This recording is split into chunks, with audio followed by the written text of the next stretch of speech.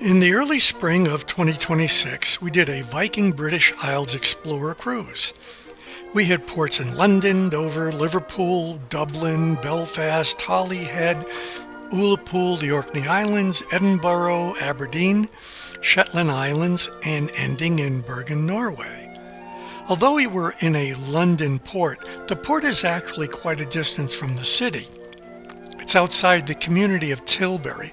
Tilbury's claim to fame is that it was on these shores that Queen Elizabeth gave her land troops a pep talk in 1588 saying, "I know I have the body of a weak and feeble woman, but I have the heart and stomach of a king," which was followed by the total defeat of the Spanish Armada and England remaining Protestant. So the first place we went to on the start of the new day was the Royal Borough of Greenwich.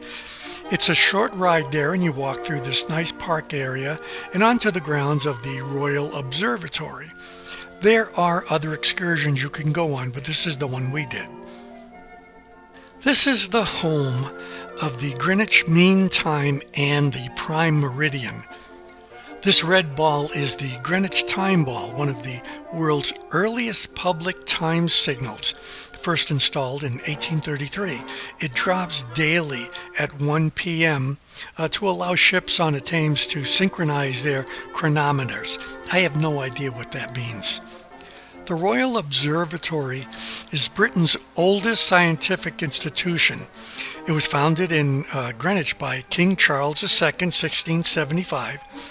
For the specific and practical purpose of rectifying the tables of the motions of the heavens and the places of the fixed stars, so as to find out the so much desired longitude of places for perfecting the art of navigation. I have no idea what that means either. There are great views of London from here, though. That spiked building is the O2 Arena, formerly the Millennium Dome. It's primarily operated and owned by the American company, the OAG Group. It was costing the taxpayers almost £1 million a month, so they sold it.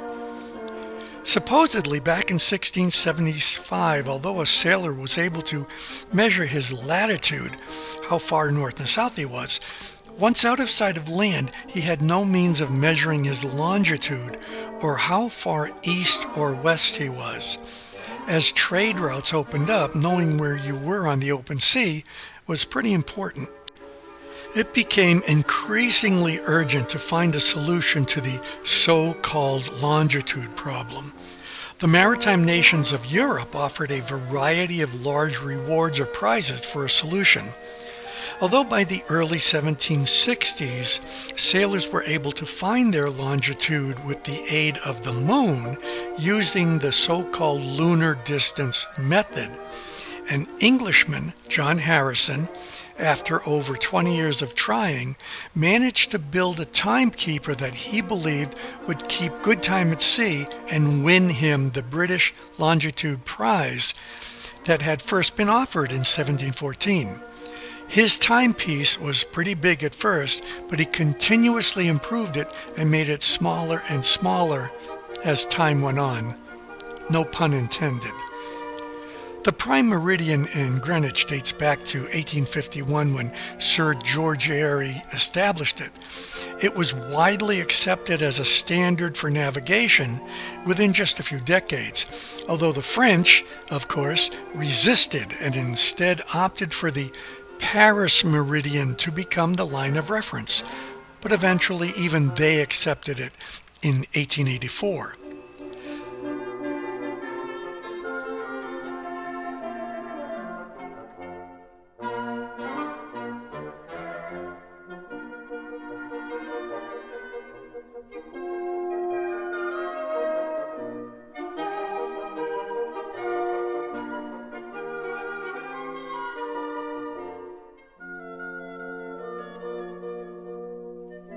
Of course, now with the introduction of satellite-based GPS navigation, the real position of the Greenwich Meridian is marked 102 meters, 334 feet in the park west to where we are all standing.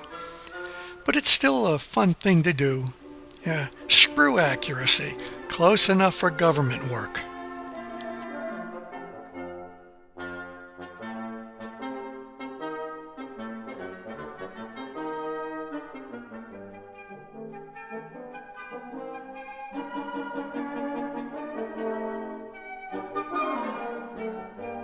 We also went to the Maritime Museum.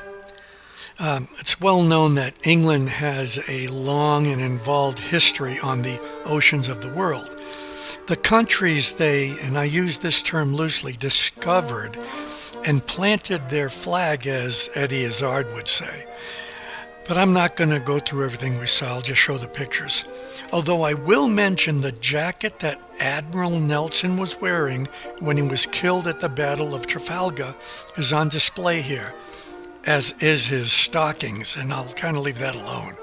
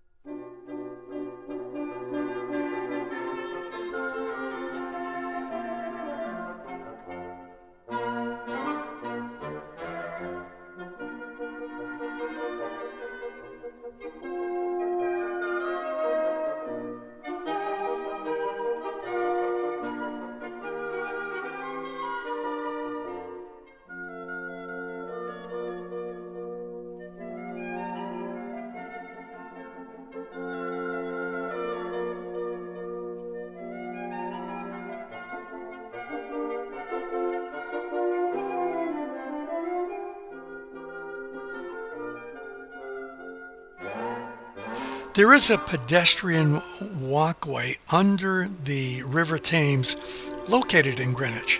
It's called the Greenwich Foot Tunnel. The famous clipper ship in Greenwich is the Cutty Sark.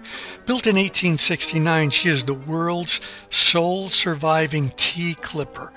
Formerly known for her extreme speed in the tea trade and later for bringing wool from Australia. The ship also has a hell ship reputation. In the 1880s, after a troubled voyage involving a murder, a mutinous crew, and a disgraced captain, it's also referred to with the Tam O'Shanter, if I'm saying that correctly, name. The ship is named after the short skirt, Cutty Sark, worn by a witch in Robert Burns' poem Tam O'Shanter, which is still represented by the figurehead on the ship's bow. Now, on to Dover and Canterbury.